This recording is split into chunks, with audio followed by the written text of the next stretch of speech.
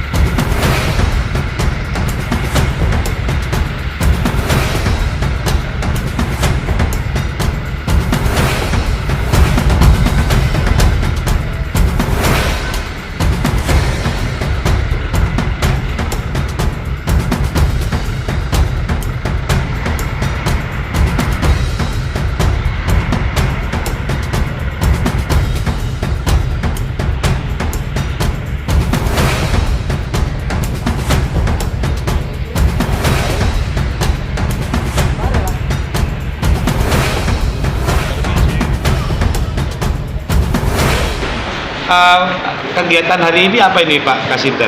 Hari ini kita melakukan tahap 2, Ya. pelimpahan tersangka dari Polres terkait dengan perkara atas nama Arsan, pemalsuan ijazah.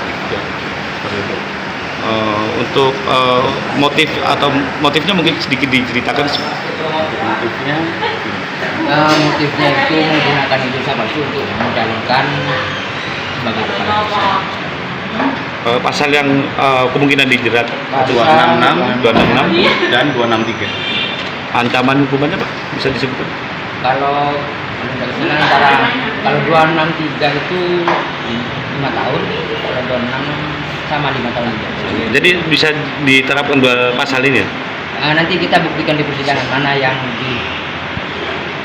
tepat untuk yang terbukti itu. Oke. Upaya ada pengembangan tersangka lain kayak ada sebenarnya? Sebenarnya dari awal dari berkas kita terima sudah ada petunjuk juga penyidik tersangka lain, cuma karena proses pelaporan sampai dengan berkas ini bahkan itu memakan waktu lebih banyak. Itu tersangka yang kita mau diterapkan itu satu sudah meninggal dunia, yang satunya stroke tidak bisa apa-apa. Jadi sebenarnya tidak ada hanya satu tersangka Pak? Itu karena hasil dari penelitian berkas itu sebenarnya ada 3 tersangka, cuma satu yang masih sehat lah, yang kepala desa ini ya, cuma kepala desa sementara ini dijadikan tersangka. ranahnya penyidik. Itu ranah penyidik. Kemungkinan melakukan penangguhan penahanan? Kalau penangguhan tidak, saya rasa tidak dikabulkan karena sudah ditahan. Jadi tidak mungkin ada upaya penangguhan ya? Tidak. Jadi ini selama 20 hari ke depan entah. Siap. Dirutan. Sedikit Pak, informasi Pak, ijazah yang dipalsu itu ijazah apa Pak? Kayaknya jasa SMP kan, karena ada di barang bukti. Masih sudah dicek, cuma belum saya lihat pastinya itu. Kalau boleh tahu ijazah sekolah mana itu Pak? Itu yang diterbitkan oleh Yayasan Madi Laut. Oke. Good. Mohon izin Pak Kasintel. Jadi mohon izin bentar sebentar Pak Badrul, ini ada teman yang mau merekod statement dari jenengan ini, apa diperkenankan Pak? Mungkin normatif saja Pak, apa terkait responnya terkait ini seperti apa ini? 2 kali pakai ijazah palsu, 2 kali lolos. Ya.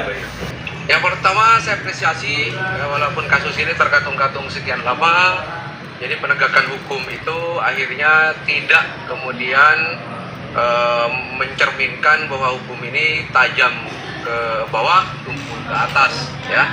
Kemudian ini juga akan menjadi efek jera beberapa pihak karena diduga kalau di kepulauan ini memang rata-rata itu banyak jasa kades ini palsu karena persyaratan kades itu kan hari ini dikejar adalah sarjana. orang yang tidak pernah sekolah, orang yang tidak pernah kuliah, tiba-tiba sudah punya S1, punya SH, punya ini kan lucu sebenarnya ya. Ke depan mungkin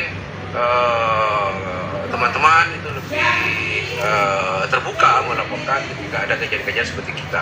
Namun khusus di kasus Arsan ini ada hal yang sangat merugikan masyarakat.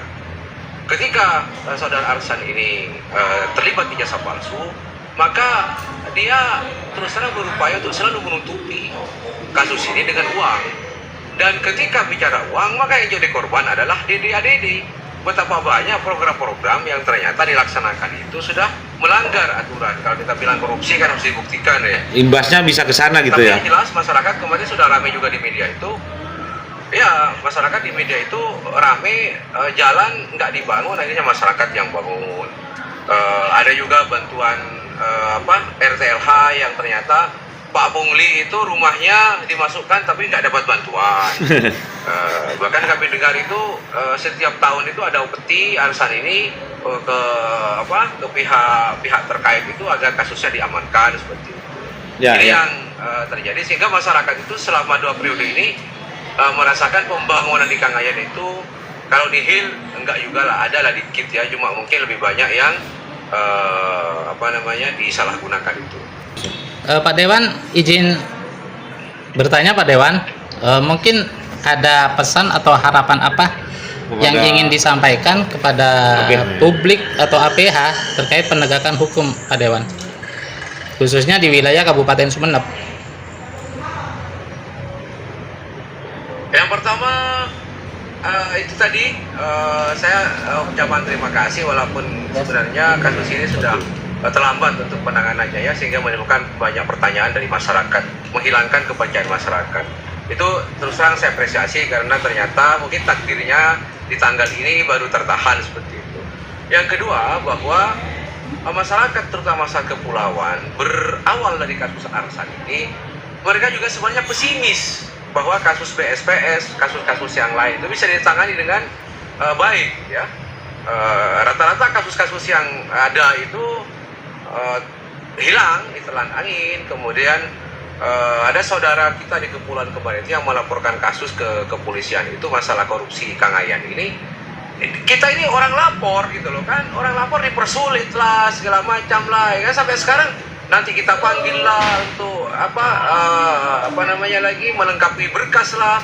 Sampai sekarang tidak ada. Bayangkan orang lapor datang ke Sumeneb kalau dari pulau itu, mereka jual ayam, jual kambing ke sini hanya untuk berangkat ke Sumeneb, ongkosnya saja 1 juta, belum makan minum di Sumeneb itu. Nah, sedangkan pihak-pihak yang korupsi di kepulauan itu sudah punya uang untuk menutup. Nah, inilah yang harus kemudian menjadi extraordinary ya. Jadi kejahatan ini yang luar biasa ini mendapatkan perhatian yang khusus terutama di kepulauan karena susahnya masyarakat untuk melapor. Sehingga praktek-praktek korupsi di kepulauan di ke depan ini bisa menjadi diberantas. Mungkin pasnya ada pembenahan dalam penegakan hukum ya Pak Dewan. Gimana?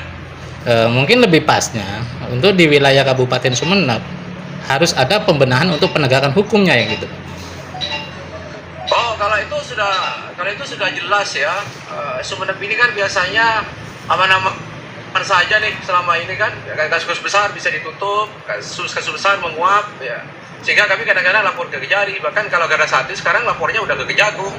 Kami cari pengacara yang memang tidak terinfeksi, kami cari orang-orang yang masih lurus gitu kan. Kadang-kadang kita melihat bahwa di Sumeneb itu bukan menjadi harapan yang kita inginkan ya untuk melaporkan kasus-kasus yang terjadi di bawah, baik daratan maupun kepulauan, karena rata-rata sepertinya bisa terkondisikan. Bayangkan kemarin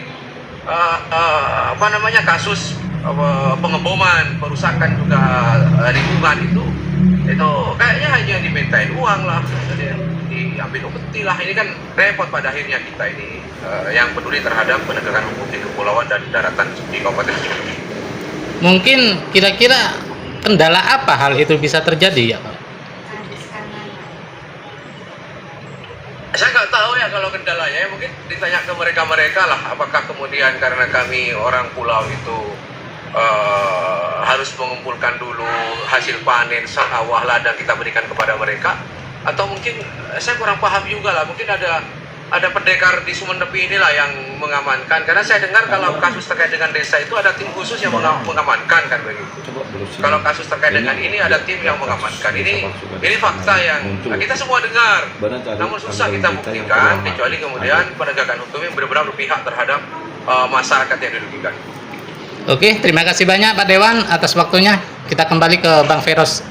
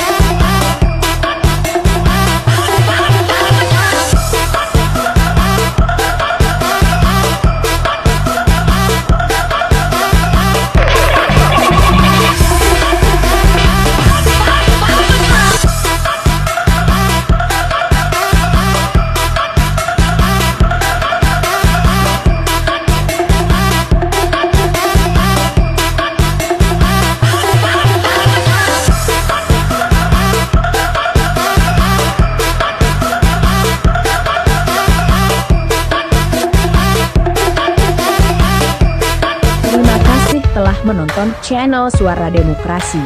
Jangan lupa tekan subscribe, like, and share ya.